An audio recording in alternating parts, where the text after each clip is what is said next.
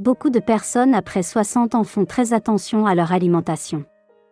Elles évitent les sucreries, limitent les desserts et choisissent des aliments qu'elles pensent bons pour leur santé. Pourtant, certains des produits les plus consommés au quotidien sont aussi ceux qui entretiennent le plus facilement l'inflammation.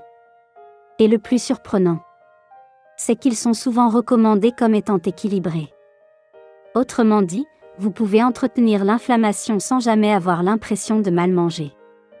Dans cette vidéo, vous allez découvrir plusieurs aliments sucrés que de nombreux seniors consomment chaque jour en pensant faire un choix sain, alors qu'ils stimulent silencieusement l'organisme. Et vous risquez d'être surpris, car le premier aliment concerne très souvent le début de la journée. Regardez bien jusqu'au bout, l'un de ces aliments fait probablement déjà partie de votre routine.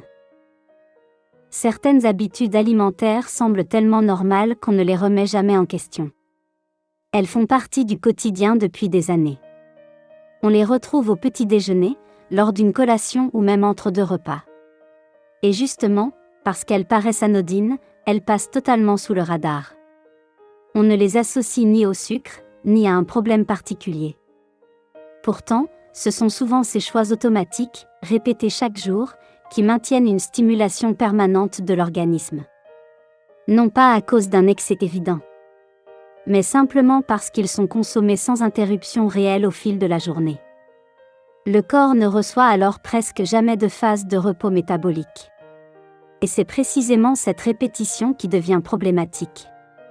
Le piège vient rarement des aliments clairement identifiés comme sucrés. Il vient plutôt de produits associés à la praticité ou à l'équilibre. Des aliments rapides à consommer et faciles à intégrer dans une routine.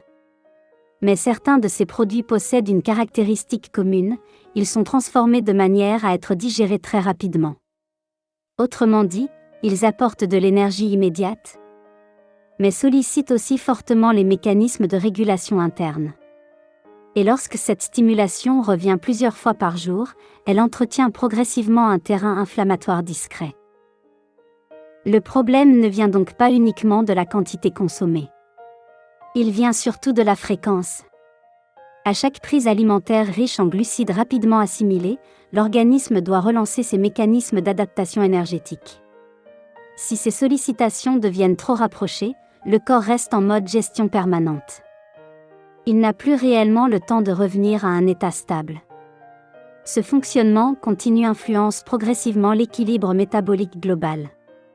C'est un peu comme maintenir un moteur au ralenti toute la journée, il fonctionne, mais sans véritable phase de récupération. Les céréales du petit déjeuner.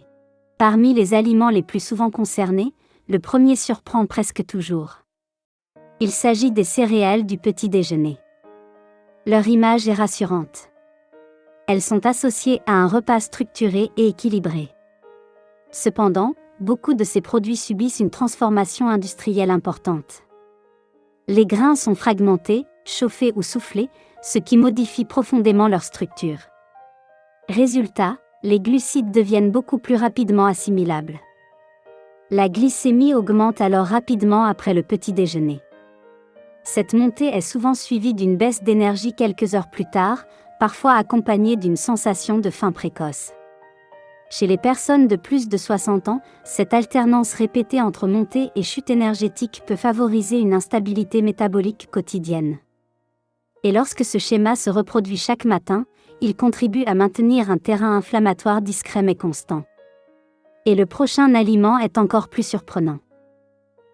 Les jus de fruits.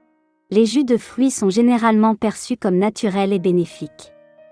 Ils apportent des vitamines et semblent constituer une alternative saine aux boissons sucrées. Pourtant, lorsqu'un fruit est transformé en jus, ses fibres sont largement réduites. Or, ce sont précisément ces fibres qui ralentissent l'absorption du sucre. Sans elles, le fructose et le glucose passent rapidement dans la circulation sanguine. Même un jus sans sucre ajouté peut provoquer une élévation glycémique comparable à certaines boissons sucrées. Après 60 ans, cette absorption rapide entraîne une réponse insulinique plus marquée.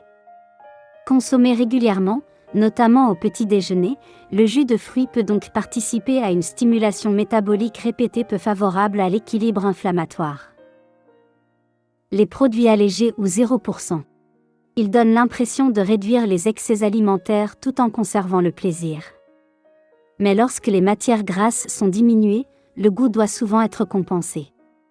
Cette compensation repose fréquemment sur l'ajout de sucre ou d'agents glucidiques rapidement assimilables. Ces produits deviennent alors plus stimulants sur le plan glycémique qu'on ne l'imagine. Leur consommation régulière, parfois quotidienne, entretient des variations énergétiques répétées. Restez bien jusqu'à la fin, car l'aliment suivant fait partie du quotidien de nombreux seniors sans éveiller la moindre méfiance. Les biscuits et collations dites saines. Barres céréalières, biscuits énergétiques ou collations pratiques sont souvent choisis pour éviter les excès alimentaires.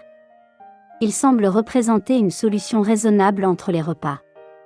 Pourtant, leur composition repose fréquemment sur des farines raffinées, des sirops glucidiques ou des sucres rapidement assimilés. Ces produits provoquent une montée rapide de la glycémie suivie d'une chute énergétique. Cette alternance favorise le besoin de consommer à nouveau quelques heures plus tard. L'organisme reste alors sollicité presque en permanence, sans véritable phase de stabilisation. Et cette stimulation continue contribue à maintenir un terrain inflammatoire silencieux. Les conséquences invisibles. Les effets de cette inflammation restent souvent subtils. Une énergie fluctuante. Une sensation de fatigue après certaines collations. Une récupération moins rapide après l'effort. Ou une impression diffuse de perte de vitalité. Pris séparément, ces signes paraissent anodins. Mais leur répétition quotidienne influence progressivement l'équilibre général. Comment ajuster sans supprimer? Il n'est pas nécessaire d'éliminer totalement ces aliments. Une approche progressive reste plus durable. Privilégiez des aliments moins transformés. Associez glucides, fibres et protéines. Limitez les consommations automatiques liées à l'habitude. Après 60 ans, la stabilité métabolique devient un facteur essentiel. De petits ajustements réguliers permettent souvent d'améliorer l'équilibre inflammatoire sans contrainte excessive. Résumé. Après 60 ans, certains aliments perçus comme sains peuvent provoquer des variations glycémiques importantes. Ce ne sont pas toujours les excès visibles qui entretiennent l'inflammation silencieuse, mais des habitudes quotidiennes installées depuis longtemps. Identifier ces aliments permet d'agir progressivement et de soutenir l'équilibre de l'organisme. Dites-moi en commentaire lequel de ces aliments fait encore partie de votre routine quotidienne. Dans la prochaine vidéo, nous verrons les desserts qui aggravent directement les douleurs articulaires après 60 ans, même lorsqu'ils sont consommés occasionnellement.